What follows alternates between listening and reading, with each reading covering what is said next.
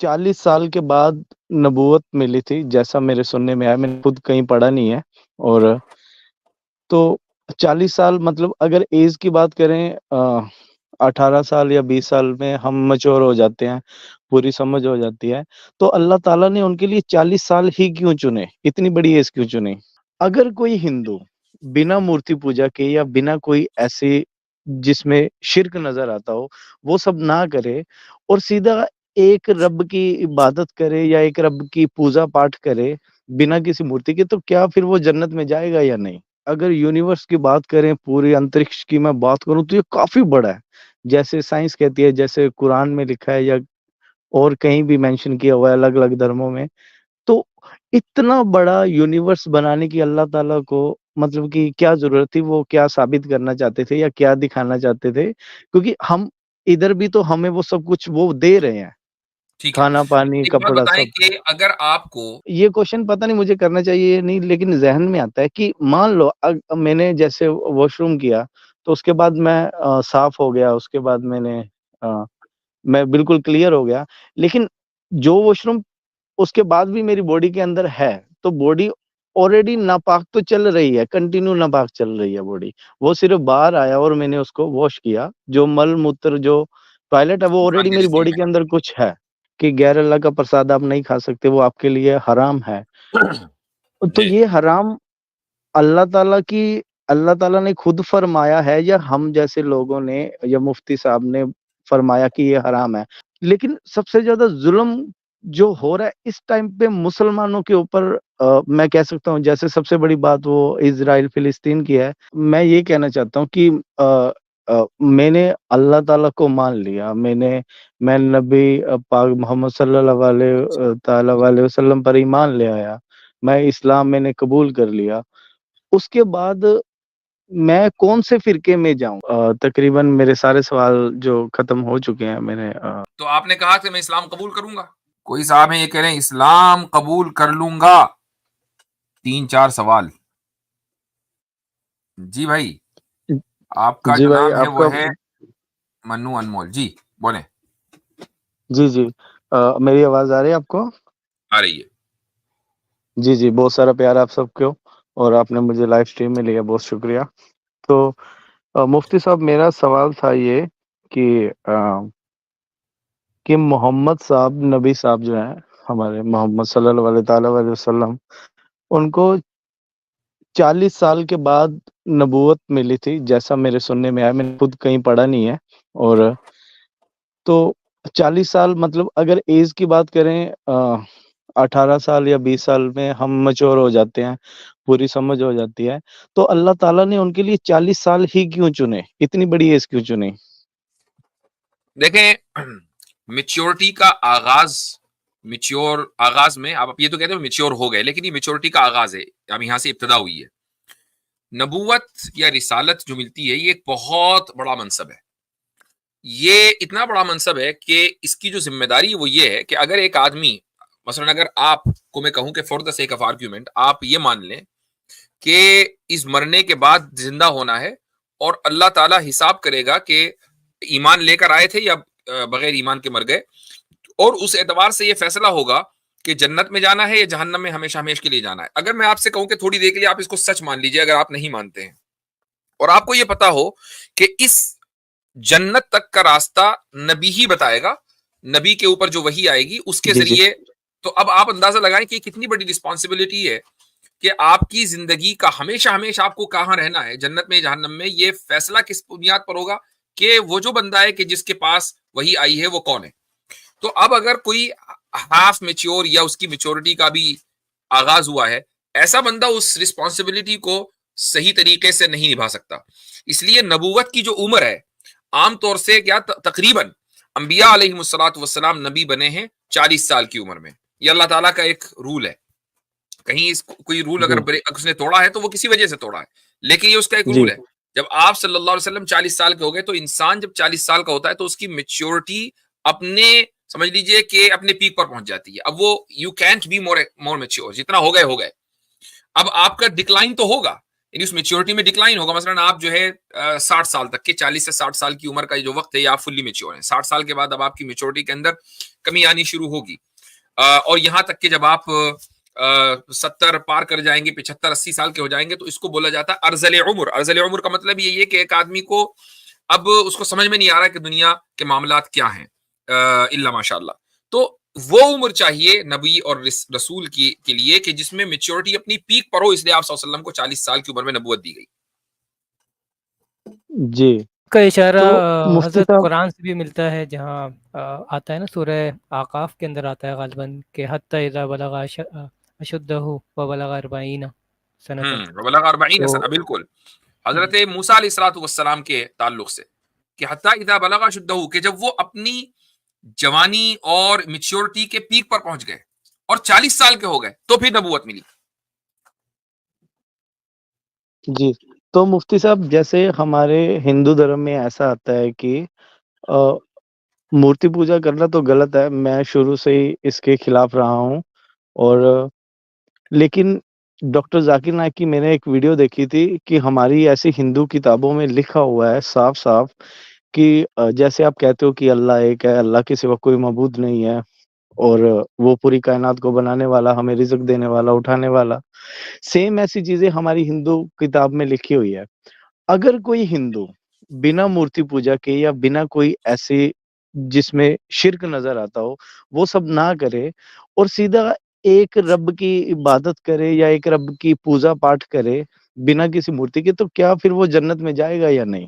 ٹھیک, دو چیزیں ہیں. ایک تو یہ کہ ایک شخص ایک رب کو مانتا ہے اور اس کی پوجا پاٹ کرتا ہے. سب سے پہلے سوال یہاں ہوتا ہے کہ وہ پوجا پاٹ کیسے کرتا ہے. مثلا آریہ جی سماج ہے, وہ یہ کہتے ہیں کہ جی ہم ایک رب کو مانتے ہیں. اچھا بھائی آپ پوجا پاٹ کیسے کرتے ہیں؟ آگ جلا کے کرتے ہیں, ہون کریں گے, فلا کریں گے. تو جی لیکن یہ کہ اس کو مانیں گے کہ ہم ایک رب کی پوجا پاٹ کر رہے ہیں. جو جی دوسرا, تو پوجا پاٹ آپ کیسے کر رہے ہیں, یہ طریقہ کس نے بتایا؟ اس رب نے بتایا یا آپ کا یہ اپنا گڑھا ہوا ہے؟ تو پہلا کوشچن تو یہاں پہ ہی آئے گا. دوسرا کوشچن یہ آئے گا کہ اس رب کی آپ نے پوجا پاٹ تو کی, لیکن اس رب نے جو بات کہی آپ اس کو نہیں مان رہے ہیں. اور اس رب نے یہ کہا کہ میرے بھیجے ہوئے کچھ بندے ہیں, ان کے اوپر جو میں نے کلام نازل کیا اس کو ماننا ہے. آپ کہہ رہے ہیں کہ نہیں میں اس کو نہیں مانتا, میں رب کو مانتا ہوں, رب کی نہیں مانتا. تو یہ تو غلط ہے, پھر آپ کو رب کو بھی نہیں مانتے. تو اگر آپ رب کو مانے اور رب کی نہ مانے تو پھر آپ کا ایمان کیسے قبول ہوگا؟ ماننا تو دونوں پڑے گا نا. جی مطلب کہ وہ پھر وہ جنت کے حقدار نہیں ہوں گے. بالکل نہیں ہوں گے. چونکہ آپ یہ کہیں کہ میں نے ایک بات کہی تھی, کوئی صاحب آئے تھے, میں نے کہا بھائی ایک آدمی یہ تو مانتا ہے اپنے باپ کو کہ تو باپ ہے, لیکن باپ کو باپ تو مانتا ہے لیکن باپ کی نہیں مانتا, تو پھر وہ اپنے باپ کا کہاں ہے؟ تو پھر مفتی صاحب بات یہ ہے کہ اگر میں نے یہی کوشچن کیا تھا کہ اگر وہ انسان اس ایک رب کو ایک مان کے ہی اس کو چلتا ہے تو پھر حساب کتاب والے دن وہ کیسا رہے گا؟ مطلب چونکہ وہ اگرچہ شرک پر نہیں مرا لیکن کفر پر مرا ہے. شرک اور کفر میں فرق ہی یہ ہے کہ ایک آدمی نے ٹھیک ہے خدا کے ساتھ شریک نہیں ٹھہرایا, ایک رب کو ایک ہی رب مانا اور اس حال میں مر گیا, لیکن یہ جانتے ہوئے کہ محمد صلی اللہ علیہ وسلم اللہ کے رسول ہیں, یا اس کو کم سے کم یہ بتایا گیا, اگرچہ وہ نہیں جانتا تھا لیکن اس کو معلوم تھا کہ اسلام کیا ہے, رسول اکرم صلی اللہ علیہ وسلم کون ہے, ان کا پیغام کیا ہے, سب کو اس نے ریجیکٹ کر دیا. تو گویا کہ اس نے رب کو مانا, رب کی نہیں مانی. اس لیے شرک تو نہیں کیا لیکن کفر کیا, اور کفر کی سزا بھی جہنم ہے. اور جہنم کے الگ الگ ویریشنز ہیں, درجات ہیں, الگ الگ اس کے لیولز ہیں. مشرک کی جو سزا ہوگی وہ الگ ہوگی, منافق کی, ہپوکریٹ کی, ان المنافقین فی الدرک الاسفل من النار. قرآن نے کہہ دیا کہ منافقین جو ہپوکریٹس ہیں وہ جہنم کے بالکل نچلے طبقے میں ہوں گے, ان کی سزا سب سے زیادہ ہونی ہے. تو اسی طریقے سے کافر کی سزا بھی ہوگی. کافر کی سزا کیا ہوگی ایگزیکٹلی, وہ مشرک سے کمی درجے کی ہوگی لیکن رہے گا وہ بھی ہمیشہ جہنم میں ہی. جی مفتی صاحب جیسے اب دنیا میں جو انسان ہے جو اب جن کو اسلام کے بارے میں پتہ ہے, تو ایسے جنگلوں میں ایسے کافی آدیواسی لوگ ہیں جنہوں نے اب تک ان کو نہیں پتا, مطلب وہ اپنے ایریا میں اپنے آپ میں رہتے ہیں, Yeah. تو وہ اس تو کا سوال ان اس کا سوال کا حساب جواب بھی میں نے کتاب. کئی مرتبہ کیا ہے, جواب دیا ہے کہ ایسے لوگ کہ جن تک اسلام کی دعوت نہیں پہنچی, آدیواسی ہیں یا جنگلوں میں رہتے ہیں, امازون میں رہتے ہیں, ان کو پتہ ہی نہیں ہے کہ اسلام کیا ہے, قرآن کیا ہے, محمد صلی اللہ علیہ وسلم کون تھے, وغیرہ وغیرہ. اور ہاں بس یہ ہے کہ وہ اپنی عقل سے وہ اتنا سمجھ بیٹھے کہ بھئی ایک کوئی ہے بنانے والا. اب وہ ان کو یہ بھی نہیں پتا کہ اس کی پوجا کیسے کرنی ہے. اپنے اعتبار سے وہ اس کی پوجا کرنا چاہتے ہیں کیونکہ ان کو کچھ پتا نہیں ہے. تو انشاءاللہ ان کی بخشش ہوگی اور وہ جنت میں جائیں گے. جی. اچھا اور حضرت، مفتی صاحب شروع میں میرا چونکہ اسلام بھائی ایک منٹ ہے، شروع میں چونکہ انہوں نے ایک بات کہی تھی کہ اگر ہمارے سناتن میں ایسے بھی وہ ہیں کہ ایک ایشور کو ماننے والے، انہوں نے ڈاکٹر ذاکر نائک کا ریفرنس دیا تھا. تو دیکھیں اس میں حضرت یہ بھی ہے کہ جو سناتن کا کانسیپٹ آف گاڈ ہے نا، وہ الگ الگ قسم کا ہے. کسی میں ایشور کو جو ہے وہ نرگن مانا گیا ہے، کسی میں وہ ڈیپینڈنٹ مانا گیا ہے اس کو، کسی میں اس کو مطلب اس کے اندر کوئی بھی ایسی وہ چیزیں نہیں ہے کہ وہ جو خود سے کسی چیز کو چاہے تو اس کو کریٹ کرے.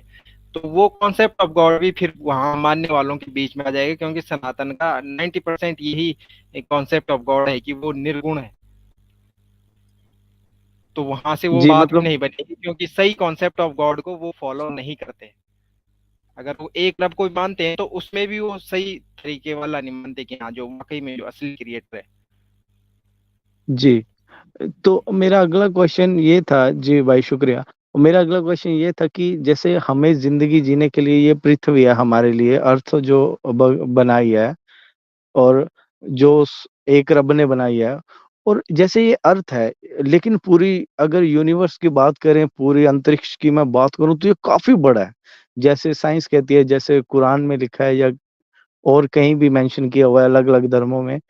تو اتنا بڑا یونیورس بنانے کی اللہ تعالیٰ کو مطلب کہ کیا ضرورت تھی؟ وہ کیا ثابت کرنا چاہتے تھے یا کیا دکھانا چاہتے تھے؟ کیونکہ ہم ادھر بھی تو ہمیں وہ سب کچھ وہ دے رہے ہیں، ٹھیک ہے. کھانا پانی ایک بات کپڑا بتائیں سب. کہ اگر آپ کو آپ کسی مثلاً ایسی جگہ رہتے ہو جہاں بادشاہ رہتا ہو، کنگ رہتا ہو، اور ظاہر ہے کہ جب وہ بادشاہ ہے تو وہ بہت سے کام کرتا ہے. وہ اپنی رعایا کی فلاح و بہبود کے لیے بہت سے کام کرتا ہے، اور بھی بہت سے کام بیک سٹیج ہوتے ہیں جو آپ کو نہیں پتا چلتے، اور بہت سی چیزیں ایسی کرتا ہے کہ جس کی حکمت اور وزڈم آپ کو پتا نہیں ہوتی ہے. تو آپ کیا یہ کہیں گے کہ جی بادشاہ سلامت کو میں جب مانوں گا کہ وہ بادشاہ ہیں، جب مجھے روزانہ جو کام کرتے ہیں نا وہ، یا اپنی زندگی میں جتنے بھی کام کیے ہیں سب کی وجہ بتائیں، اور وجہ ایسی ہو کہ جو میری عقل میں آئے، تب میں مانوں گا کہ ہاں بھائی بادشاہ، ورنہ میں تو نہیں مانتا. تو بھائی ظاہر ہے کہ ایسا کوئی بادشاہ دنیا میں پیدا نہیں ہوا جو اپنے ہر کام کی اطلاع جو ہے رعایا کو دے اور اس کی وزڈم بھی بتا دے اور اس کو ریشنلی بھی کہے کہ یہ اس لیے میں کرتا ہوں. تو خدا کا خدا ہونا، اگر آپ یہ سمجھتے ہیں کہ خدا ہے، لیکن اس کو خدا میں جب مانوں گا جب وہ یہ بتائے کہ اتنی واسٹ یونیورس اس نے کیوں بنائی ہے، جب وہ مجھے ڈیٹیل بتائے گا تو میں مانوں گا. تو کیا آپ کی طرف سے یہ مطالبہ ہے؟ اور اگر یہ مطالبہ ہے تو پھر یہ تو ریشنل مطالبہ ہے. آپ نہیں اپنی ہائر اتھارٹی، آپ اپنی سپریم اتھارٹی کے سپریم جی اتھارٹی کے جی ہر ایکشن کو آپ جب تک اس کی مکمل بیک گراؤنڈ اور اس کو نہ سمجھ لیں تب آپ سپریم اتھارٹی کو سپریم مانیں گے، تو یہ مطالبہ تو غلط ہے. جی میں صرف مفتی صاحب اتنا جاننا چاہتا ہوں کہ جیسے پرتھوی کے اندر ہمیں سب کچھ اس ایک رب نے دیا ہے رہنے سہنے کے لیے، کھانے پینے کے لیے، تو قرآن پاک کے اندر کچھ ایسی چیزیں ہوں یا کچھ ایسی لائنیں لکھی ہوں جس کے بارے میں بتایا گیا ہو کہ یہ اتنی بڑی یونیورس کس لیے بنی ہے، کیوں بنائی گئی ہے؟ دیکھیں، قرآن سائنس کی کتاب نہیں ہے. قرآن صرف یہ بیان کرتا ہے کہ اللہ تعالیٰ نے اتنی بڑی کائنات کو بنایا ہے، اور اس کائنات کی ایک ایک چیز انسان کی خدمت کے لیے ہے. اب آپ یہ کہیں کہ بھائی اتنی بڑی کائنات جو ہے وہ ہم جیسے معمولی جسم والے لوگوں کی خدمت کے لیے کیوں بنائی ہے؟ تو مان لیجیے اگر کائنات نہ ہوتی، صرف یہ سولر سسٹم ہی ہوتا جو آپ کو دکھ رہا ہے، سورج دکھ رہا ہے، تو آپ سورج کا سائز دیکھیں اور اپنا سائز دیکھیں. جب اتنا بڑا سورج آپ کی خدمت میں ہے تو اتنی بڑی کائنات جو سورج کو لیے ہوئے ہے وہ آپ کی خدمت میں کیوں نہیں ہو سکتی؟ اب میں ایک سوال آپ سے کرتا ہوں جو جی آپ سائنس کی بنیاد پر آپ اس کا جواب ڈھونڈ سکتے ہیں. امیجن کریں کہ آپ سولر سسٹم کے باہر جو دوسرا سولر سسٹم ہوگا یا جو کوئی گیلیکسی ہے، مثلا ہماری ملکی وے گیلیکسی ہے، اس کے برابر جی کی جو بھی گیلیکسی ہے آپ اس کو مائنس کر دیجیے، اس کو آپ ہٹا دیں، تو کیا آپ سمجھتے جی ہیں کہ ہماری جو گیلیکسی ہے وہ باقی رہے گی بالکل ایسے ہی جیسے چل رہی ہے؟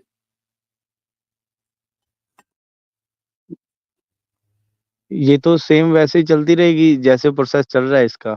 نہیں، جتنی بھی چیزیں ہیں نا اس کائنات میں وہ ساری ایک دوسرے سے کنیکٹڈ ہیں. سائنس اگرچہ ابھی تک اس کنیکشن کو سمجھ نہیں پائی ہے. بالکل ایسا ہی جیسا کہ سولر سسٹم ہے, سولر سسٹم کے اندر اوکے, آپ سوری معاف کیجیے گا, آپ ایسا پوچھ رہے ہیں کہ اس گلیکسی کو وہاں سے ختم کر دیں؟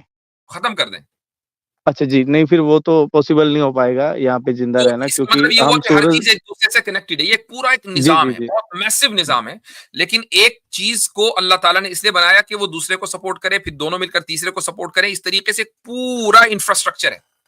بالکل ایسا ہی جیسا کہ ایک آدمی ایک محل میں رہتا ہے, اکیلا آدمی ہے اور بہت عالی شان محل میں رہتا ہے, کوئی 1,00,000 اسکوائر فٹ کے ایریا میں. تو اب وہ یہ کہے گا کہ محل اگرچہ اس کی ضرورت بظاہر اس کی ضرورت سے زائد ہے, لیکن اس کے باوجود وہ محل جو کھڑا ہے اس کی ایک ایک اینٹ دوسرے کو سپورٹ کر رہی ہے. آپ اس کی ایک دیوار نکالیں گے تو چھت گرے گی, ایک چھت نکالیں گے تو کمرہ گرے گا, ایک کمرہ نکالیں گے تو محل کا حسن خراب ہو جائے گا. لیکن اگر جی آپ یہ کہیں کہ یار مجھے تو میرے ایک کمرے کی ضرورت ہے, مجھے اتنے محل چاہیے کیوں, وہ ایک الگ بات ہے, لیکن اس محل کی ایک ایک اینٹ دوسرے کو سپورٹ کر رہی ہے, تبھی وہ محل کھڑا ہے. جی, مفتی صاحب میں یہ کہنا چاہتا ہوں کہ میں نے اللہ تعالیٰ کو مان لیا, میں نبی پاک محمد صلی اللہ علیہ تعالیٰ علیہ وسلم پر ایمان لے آیا, میں اسلام میں نے قبول کر لیا. اس کے بعد میں کون سے فرقے میں جاؤں, کیونکہ نبی صاحب نے, میں نے ایسا کہیں پڑھا نہیں ہے, سننے میں ایسا ہی آیا ہے کہ 73 فرقے جو کہے ہیں نبی صاحب نے, ان میں سے ایک فرقہ جنتی ہوگا, قیامت تک 73 ہو جائیں گے. اگر میں یہ سب کچھ کر لیتا ہوں تو میں پھر کون سے فرقے میں انٹر کروں کہ میں جنتی ہو جاؤں, اگر میں سارے رول فالو کرتا آ رہا ہوں نبی صاحب کے جو قرآن پاک میں انہوں نے بتایا, جو ان کی حدیثیں ہیں. آپ کو کسی بھی فرقے میں جانے کی ضرورت نہیں ہے. سورہ یہ حج میں یہ سوال بات میرے نہیں, لیے بہت زیادہ اہم ہے اسلام ٹھیک میں ہے, آنے کے میں لیے. وہی کہہ رہا ہوں کہ قرآن کریم میں سورہ حج میں اللہ تعالیٰ فرماتا ہے حضرت ابراہیم کے تعلق سے کہ ہوا سماکم المسلمین, کہ ابراہیم نے تمہارا نام مسلمان رکھا ہے. تو تمہارا نام شیعہ سنی دیوبندی بریلوی وہابی نہیں رکھا ہے, اس نے تمہارا نام مسلمان رکھا ہے. تو آپ کسی فرقے کے کلمہ نہیں پڑھتے, آپ کوئی بھی مثلا کوئی بھی مان لے تھوڑی دیر کے لیے کوئی فرقہ والا ہی ہے, وہ آپ کو اگر اسلام میں داخل کرے تو آپ کو یہ نہیں کہے گا کہ کلمہ پڑھو کہ اللہ کے سوا کوئی معبود نہیں, محمد صلی اللہ علیہ وسلم اللہ کے رسول ہیں, اور فلاں عالم جو ہے جو فرقے کا بانی ہے وہ فلاں فلاں ہے, وہ یہ ہے XYZ ہے. کوئی ایسا کلمہ آپ کو نہیں پڑھاتا. کلمہ یہ ہے کہ اللہ کے سوا کوئی معبود نہیں, رسول اکرم صلی اللہ علیہ وسلم اللہ کے رسول ہیں, اور آپ مسلمان ہو جاتے ہیں. اسلام قبول جی کرنے کے لیے کسی فرقے میں داخل ہونا قطعاً کوئی ضروری نہیں ہے. ہاں, جو چیز ضروری ہے وہ یہ کہ آپ کی جو زندگی ہے وہ قرآن کے مطابق ہو اور رسول اکرم صلی اللہ علیہ وسلم کی سنت کے مطابق ہو. ٹھیک ہے, جی اگر آپ اس جی کو فرقہ کہتے ہیں, رسول اکرم صلی اللہ علیہ وسلم نے فرمایا کہ وہ جو فرقہ نجات پائے گا وہ ہے ما انا علیہ واصحابی, کہ وہ فرقہ کہ جس پر, فرقہ نہیں بلکہ وہ راستہ کہ جس پر میں ہوں اور میرے صحابہ ہیں, قرآن و سنت کا راستہ. اگر اس راستے سے کوئی ہٹا ہوا ہے تو وہ فرقہ ناجیہ نہیں, یعنی وہ سیوڈ سیکٹ نہیں ہے. ظاہر ہے کہ اس کو سزا ملے گی, لیکن وہ سزا ہمیشہ ہمیشہ کی جہنم نہیں ہوگی, بلکہ چونکہ وہ بھی مسلمان ہے تو ہو سکتا ہے کہ اللہ تعالیٰ اس کو سزا دے, اس کے خیالات کی وجہ سے ان لوگوں کو کچھ دن کے لیے سزا دے اور اس کے بعد ان کو جنت میں بھیج دے. لیکن اصل جو چیز ہے وہ یہ ہے کہ آپ یہ نیت کریں کہ میں اسلام میں داخل ہونے کے بعد جس چیز کو مانوں گا وہ ہے ڈائریکٹ قرآن اور سنت. قرآن اور سنت کے اوپر مجھے چلنا ہے, اس کے علاوہ مجھے کسی اور چیز کے اوپر نہیں چلنا. جی, جیسے یہ کہتے ہیں کہ 4 امام جیسے تھے اسلام میں, نبی پاک کے جو چاروں حدیثیں لکھنے. امام میں کوئی بھی فرقہ نہیں ہے, یعنی کوئی ایک امام بھی دوسرے کو غلط نہیں کہتا کہ بھائی اس کے پیچھے اگر نماز پڑھی تو نماز نہیں ہوگی. مثلا 4 اسکولز آف تھاٹ ہیں, حنفی, شافعی, حنبلی اور مالکی. تو اب شافعی یہ نہیں کہے گا کہ اگر حنفی کے پیچھے نماز پڑھ لی تو نماز نہیں ہوگی. حنفی یہ نہیں کہتا کہ مالکی کے پیچھے نماز پڑھ لی. ہم لوگ حج پہ جاتے ہیں, عمرے پہ جاتے ہیں, وہاں سارے جو امام حرم میں موجود ہیں مکہ اور مدینہ میں, وہ سارے کے سارے حنبلی ہیں. ہم نماز انہی کے پیچھے پڑھتے ہیں. ایک عالم بھی یہ نہیں کہتا کہ بھائی حنفی ہونا چاہیے. حنفی عالم یہ نہیں کہتا یا کہ ان کے پیچھے نماز نہیں ہونی چاہیے, نماز نہیں ہوگی. نماز ہمیں اتنا ہی ثواب ملتا ہے کہ جتنا ثواب وہاں حنبلیوں کو ملتا ہے. تو کہنے کا مقصد یہ ہے کہ ہاں, اگر کوئی آدمی یہ کہہ رہا ہے کہ بھائی نہیں فلاں مسلمان کے پیچھے نماز نہ پڑھو, فلاں آدمی کے پیچھے نماز نہ پڑھو, تو وہ ظاہر ہے کہ آپ کو توڑنا چاہتا ہے. لیکن جو لوگ جوڑنے کی بات کر رہے ہیں تو آپ ان کے طریقے پر چلیں, وہی قرآن و سنت کے راستے پر ہیں. مفتی صاحب بڑا زبردست پوائنٹ ایڈ کیا. میں یہاں پہ بھائی ایک اور چیز ایڈ کرنا چاہ رہا ہوں. جب اپنے فرقے کے حوالے سے سوال کیا تو میرے ذہن میں یہ بات آئی تھی, یہ 4 جو ہے اسکول آف تھاٹ سے ان کا نام آئے گا، شاید ان کا نام آپ لیں گے، اور ایسا ہی ہوا ہے۔ اس کی وجہ یہ ہے آپ نے جو حدیث کوٹ کی ہے، سب سے پہلے آپ کو یہ پتہ ہونا چاہیے کہ بھئی وہ حدیث آج کے دور میں اپلیکیبل ہے یا نہیں ہے۔ آپ کو کیسے پتہ چلا کہ آج کے دور میں 73 فرقے بن گئے ہیں؟ یہ اپنی ایزمپشن ہے آپ کی۔ دوسرا یہ ہے کہ کچھ مسائل ایسے ہوتے ہیں، جس طرح مفتی صاحب نے کہا کہ کوئی فروعی مسائل ہوتے ہیں، یعنی کہ بہت ہی ڈفرینس آف اوپینینز ہوتے ہیں، جس کے تحت جس طرح مفتی صاحب نے سمجھایا کہ بھئی ایک اسکول آف تھاٹ ایک جو ہے نا وہ رولنگ فالو کرتا ہے، دوسرا اسکول آف تھاٹ دوسری رولنگ فالو کرتا ہے، وہ ڈفرینس آف اوپینینز ہوتے ہیں، وہ بھی صحیح مانتے ہیں دوسرے والے، اور دوسرے والے ہمیں بھی ٹھیک مانتے ہیں اگر ہم کوئی اسکول آف تھاٹ فالو کر رہے ہیں۔ مسئلہ یہ ہے کہ ہمارے انڈیا، پاکستان اور بنگلہ دیش اور جو لوگ یہاں سے جاتے ہیں سعودی عربیہ وغیرہ، ان کے پاس فراغت اتنی ہوتی ہے کہ وہ ان ڈفرینس آف اوپینینس کو ایک فرقہ بنا کے جو ہے نا وہ ظاہر کرتے ہیں، وہ کہتے ہیں ہم ٹھیک ہیں، بس باقی ساری دنیا غلط ہے۔ تو اس چیز کے اوپر زیادہ فوکس نہ کریں، جو بات مفتی صاحب نے سمجھائی ہے میرے خیال سے that's enough to be understood انشاءاللہ۔ جی ہاں، جی تو ایک مان لیجیے آپ اسلام قبول کرنے کے بعد حنفی نہیں شافی بننا چاہتے ہیں، شافی بن جائے، کوئی مسئلہ نہیں ہے۔ تو مفتی صاحب شکریہ، ایک چھوٹا سا کوشچن تھا جو میں کر دوں تو بڑھیا رہے گا۔ تو جی وہ یہ ہے کہ جیسے نماز پڑھنے کے لیے جیسے ہمارے منہ ہاتھ دھونا ایسا کہتے ہیں، اور اپنا ہاتھ منہ دھونا، نہا لینا، تو نماز پڑھنے کے لیے بھی جیسے مسلم بھائی، جب میں ویڈیوز دیکھتا ہوں، پاک صاف ہونا جسے وہ بنانا کہتے ہیں، وضو، جی جی جی، وضو بنانا، اور وہ کہتے ہیں کہ اپنے باڈی کو پورا صاف کر لینا، اور جو ناپاکی ہے، جو لیٹرنگ باتھ روم ٹوائلٹ وغیرہ ہیں، وہ صاف ہو جائے۔ اب یہ کوشچن پتہ نہیں مجھے کرنا چاہیے نہیں، لیکن ذہن میں آتا ہے کہ مان لو میں نے جیسے واش روم کیا تو اس کے بعد میں صاف ہو گیا، اس کے بعد میں بالکل کلیئر ہو گیا، لیکن جو واش روم اس کے بعد بھی میری باڈی کے اندر ہے، تو باڈی آلریڈی ناپاک تو چل رہی ہے، کنٹینیو ناپاک چل رہی ہے باڈی، وہ صرف باہر آیا اور میں نے اس کو واش کیا، جو مل موتر جو ٹوائلٹ ہے وہ انسان آلریڈی کے میری جسم باڈی میں۔ کے اندر کچھ ہے۔ دیکھیں ایسا ہے کہ خدا نے ہمیں ان چیزوں کا پابند بنایا ہے کہ جو ہمارے بس میں ہے۔ اپنے جسم کے اندر کی غلاظت کو مکمل طریقے سے صاف کر دینا پاسبل ہی نہیں ہے۔ چلیں ٹھیک ہے، آپ نے جو جسم کا ویسٹ ہے وہ نکال دیا، آپ نمبر 1 نمبر 2 دونوں سے فارغ ہو گئے۔ خون کا کیا کریں گے بھائی؟ جو رننگ بلڈ ہے وہ بھی ناپاک ہے، اگرچہ وہ ہمارے سروائیول کے لیے بنیادی ضرورت ہے، لیکن وہ ناپاک ہے۔ تو قرآن اللہ تعالیٰ اس کا پابند نہیں بناتا کہ آپ کے اندر کی جو غلاظت ہے، یعنی جو اندر جسم کے اندر موجود ہے، فزیکل جو ہے، جو اندر موجود ہے، اس کو بھی نکال دو، وہ پاسبل نہیں ہے۔ جو گندگی باہر جسم کے اوپر لگی ہوئی ہے یا گندگی نکلی ہے، اس کے بعد پاک صفائی، چونکہ صفائی باہر کے جسم کی ہوتی ہے، اندر کی نہیں ہوتی۔ ہاں اگر یہ ہوتا کہ نہیں جسم کے اندر کو صاف کرنا ہے، نہاؤ، اتنا نہاؤ، اور وہ نہاؤ اس طرح کی کلی کرتے رہو، 100-200 بالٹیاں کلی کرو تاکہ اندر کا جسم صاف ہو جائے، تو پھر آپ یہ سوال کریں گے کہ بھائی یہ تو صاف ہو ہی نہیں سکتا، اندر خون ہے، غلاظت ہے، کیسے صاف ہوگا؟ بھائی جب آپ کو صفائی کا حکم باہر دیا جا رہا ہے، باہر جسم کو صاف کرنے کا حکم دیا جا رہا ہے، تو گندگی بھی تو وہی ہوگی نا، اسی گندگی کا اعتبار ہوگا جو باہر جسم کے اوپر لگی ہوئی ہے، اندر کی گندگی کا اعتبار نہیں ہوگا، چونکہ وہ پاسبل نہیں ہے کہ اس کو صاف کیا جا سکے۔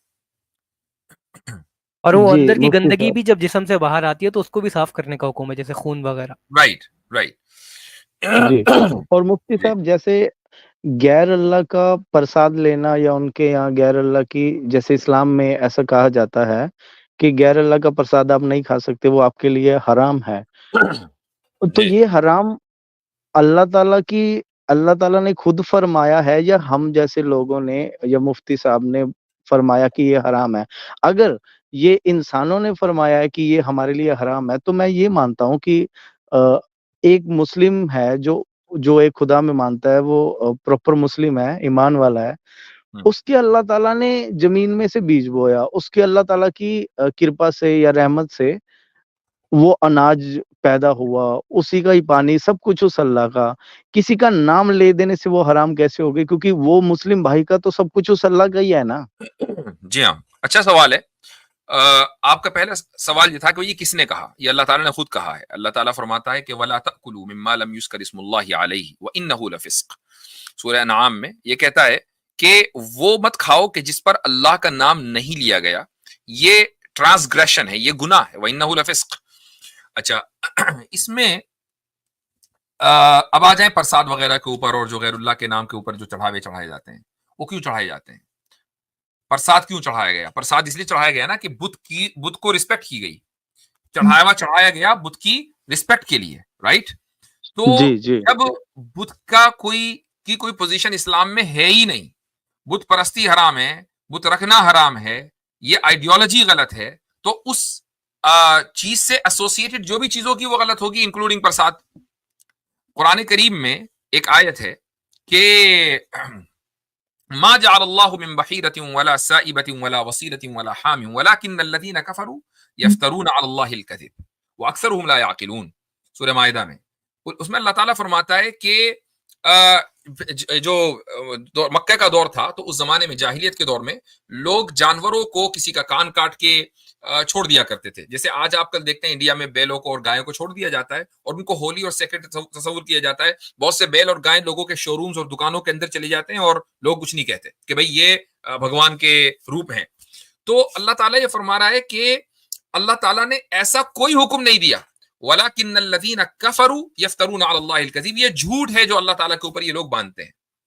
تو اس سے یہ ثابت ہوا کہ اگر آپ پرساد کھا رہے ہیں تو یہ وہ کھانا ہے کہ جو بت کی تعظیم کے لیے، اس کو آنر اور رسپیکٹ کے لیے چڑھایا گیا تھا، اور بت کی کوئی تعظیم اسلام میں نہیں ہے۔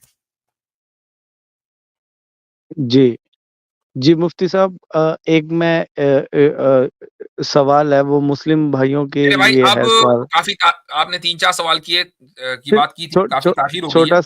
چھوٹا سا جی سوال ہے، جی اور کیونکہ میں آپ جو بھی آنسر دے رہے ہیں میں اس میں سے کوئی کوشچن نکال نہیں رہا، کیونکہ میں سامنے والے کی بات کو سمجھتا ہوں۔ ٹھیک۔ اور جی، اور یہ سوال ہے کہ اللہ تعالیٰ ہی مطلب یہ کہہ سکتے ہیں کہ ایک ہی خدا ہے، ایک ہی رب ہے جس کی عبادت سب کرتے ہیں، اور مسلم ہی ہے جو پرفیکٹ اللہ تعالیٰ کے قریب ہیں، باقی سب غیر مسلم ہیں، وہ جہنمی ہیں۔ لیکن مسلم اپنی نماز پڑھتے ہیں، اپنی اس رب کی عبادت کرتے ہیں، پھر بھی میں اگر دیکھتا ہوں ایک انسانیت کے ناطے، ایسا نہیں مجھے دکھ ہوئے، چاہے وہ ہندو ہے، چاہے وہ سکھ ہے، چاہے عیسائی ہے، چاہے مسلم ہے، کسی کے اوپر غلط ہو رہا ہے تو وہ مجھے دکھ ہوگا۔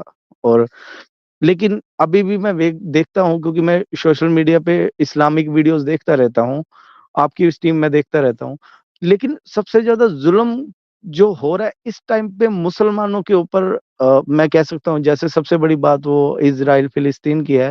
ابھی بھی ہمارے انڈیا میں جو میں ہندو ہوں نہیں، مطلب پیدا ہوا ہوں یہ کہہ سکتے ہو، تو میرے کو بڑا لگتا ہے کہ انسانیت نہیں، آپ کا کے نام سوال یہ پہ ہے نا کہ بھئی مسلمان اگر اللہ تعالیٰ کے قریب ہے تو ان پر ظلم کیوں ہو رہا ہے؟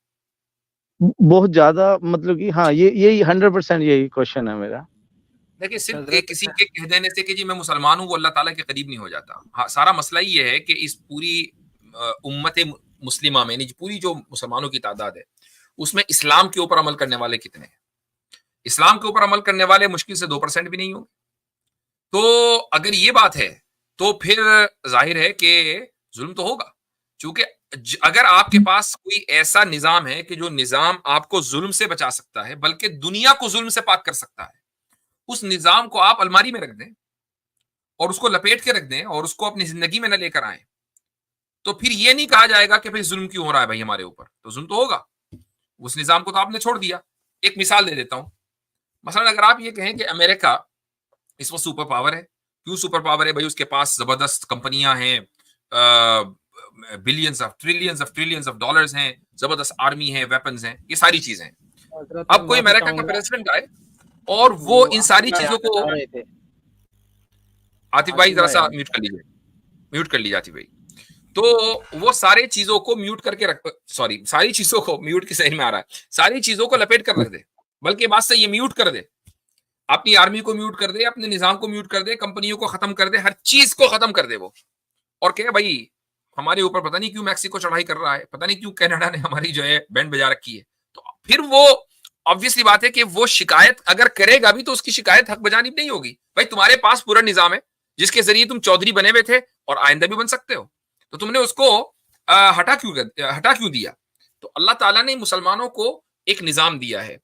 یہ تو امریکہ کی مثال تو ایک نیگیٹو مثال ہے، میں ایک پازیٹو مثال دے رہا ہوں کہ وہ نظام ایسا ہے کہ جس سے نہ صرف یہ کہ آپ ظلم سے بچیں گے بلکہ ظالم کا ہاتھ روکیں گے، اور ظالم کا ہاتھ ظلم سے روکیں گے, دنیا کو ظلم سے پاک کریں گے اور انصاف اس دنیا کے اندر بھریں گے. تو جب یہ نظام آپ کے پاس ہے اور اس پر عمل کرنے والے 2% بھی نہیں ہے, تو پھر اگر آپ یہ دیکھتے ہیں کہ مسلمانوں پر ظلم ہو رہا ہے تو اس میں ان کی یہ غلطی تو ہے. جی مان لو کہ اگر کوئی انسان آج کے ٹائم پہ آج مان لو اس نے اسلام قبول کر لیا, تو شروع سے پہلے تو وہ غیر مسلم کہلائے گا, پہلے وہ غیر مسلم تھا, اس کے بہت سے گناہ ہوں گے. مان لو میری بات کر لیتے ہیں, میرے بہت سے گناہ ہیں پیچھے, اور آج میں نے گناہوں اسلام کی میرے قبول بھائی کر دو لیا, قسمیں ہیں. اور کچھ گناہ پلیز وہ سن ہیں, لیجئے, میں سمجھ گیا, پلیز پوری بات. جی مجھے اب میں جلدی یہ کہہ کرنا رہا ہوں کہ دو دن بعد میں چلا جاتا ہوں اس دنیا سے. ہے. گناہ میرے مان لو اب میں ہوں جیسے 30 ایئرس اولڈ ہوں, میں اب 30 سال گناہ کر کے 15 سال گناہ کر کے 2 دن بعد میں چلا جاتا ہوں دنیا سے. آج اسلام قبول کر لیا تو میرے گناہ تو بہت زیادہ ہوں گے, اور نیکیاں اگر میں نے کی ہوں گی تو 2 دن کی. ٹھیک, تو اس کا جواب میں دے رہا تھا, میں آپ کا سوال سمجھ گیا تھا. گناہ 2 طرح کے ہیں. ایک گناہ وہ ہیں کہ جن کو آپ کہہ سکتے ہیں کہ violation of the rights of God, خدا کے حقوق کی خلاف ورزی, اس کی عبادت نہیں کی, جھوٹ بولا, زنا کیا وغیرہ وغیرہ. کچھ گناہ وہ ہیں کہ جو بندوں کے حقوق سے متعلق ہیں. آپ نے اسلام قبول کیا تو جیسے ہی اسلام قبول کیا, خدا نے اپنے سارے گناہ جو اس کے حق میں کیے گئے تھے وہ سارے گناہ معاف کر دیے.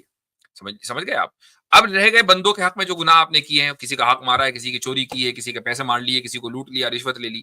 یہ ساری چیزیں ایسی ہیں کہ جو پھر اب آپ کی ذمہ داری ہے کہ آپ ان حقوق کو, اگر آپ کو یاد آ رہا ہے کہ یار میں نے فلاں جگہ چوری کی تھی, واپس کرو. فلاں آدمی سے مال لے لیا تھا زبردستی, اس کو واپس کرو.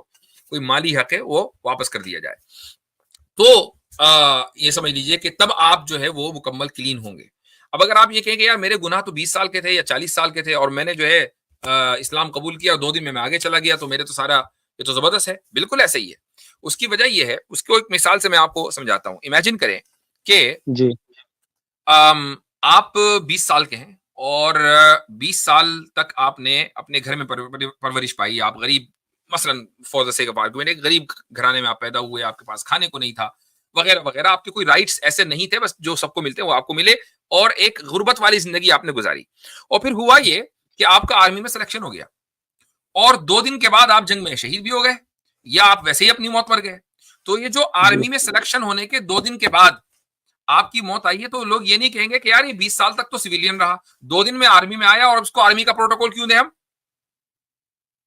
پروٹوکول تو ملے گا, چاہے آپ 2 دن پرانے ہو آرمی میں, کہ 100 دن پرانے ہو. جی تو اسلام میں داخل ہونے کے بعد پہلا پروٹوکول یہ ہے کہ آپ کے سارے گناہ پرانے ہیں معاف ہیں. جب آپ سویلین تھے وہ سارے گناہ معاف. اب جیسے ہی اب آپ اسلام میں داخل ہوئے, وہ ان کو آپ کو جو پروٹوکول ملے گا اس کی بنیاد وہ یہ ہے کہ آپ کو جنت میں انشاءاللہ داخلہ ملے گا, اگر آپ ایمان کی حالت میں مر گئے, اسی لمحے مرے کہ 2 دن کے بعد مرے کہ 100 دن کے بعد مرے. یہ پروٹوکول ملنا ہے. جی مفتی صاحب, تقریباً میرے سارے سوال جو ختم ہو چکے ہیں, میں نے لکھ کے رکھے ہوئے تھے فون کے اندر, دوسرے فون کے اندر, جی, تاکہ میں بھول نہ جاؤں. تو آپ نے کہا کہ میں اسلام قبول کروں گا. جی جو میں نے کہا تھا, کیونکہ یہ سوال کو جواب مجھے آس پاس میں کئی ایریا میں ملے نہیں. میں کافی مولانا سے ملا بھی ہوں اپنے ایریا میں, ڈر کے ملا ہوں, کیونکہ ہمارے یہاں پھر وہ صحیح نہیں رہے گا, سب کو پتا چلے کہ میں کیا کر رہا ہوں. تو مجھے تو شروع سے تھا کہ میں نے اس رب کو پانا ہے جو سب سے بیسٹ ہے. قرآن میں نے کافی پڑھی تو نہیں ہے, لیکن ویڈیوز میں ڈاکٹر ذاکر نائک کی ویڈیوز میں نے زیادہ دیکھتا ہوں. پتہ چلتا ہے کہ قرآن جو ہے وہ ایک رب کے کافی قریب ہے. تو یہ سوالوں کے جواب آپ سے ملے ہیں وہ پرفیکٹ ملے ہیں مجھے, کیونکہ باقیوں سے میں نے بات کی, وہ بات تھوڑی گھما دیتے تھے, ٹائم پاس جا کر جاتے تھے. تو جی مجھے کافی کلیئر ہوا اسلام کے بارے میں. تو جی, جیسے میں نے بالکل کہا تھا کہ میں اسلام قبول کروں گا, اور میں ریڈی ہوں اسلام قبول کرنے کے لیے. ماشاءاللہ, تو زبردست. تو چلیں جی, پھر کلمہ پڑھیں اگر آپ ریڈی ہیں. ماشاءاللہ کہیے,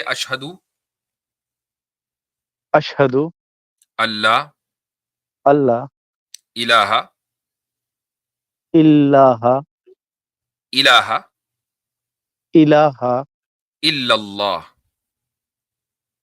الا اللہ واشہد واشہد ان ان محمدن محمدن عبدہ عبدو ورسولہ. ورسولو. اللہ اکبر.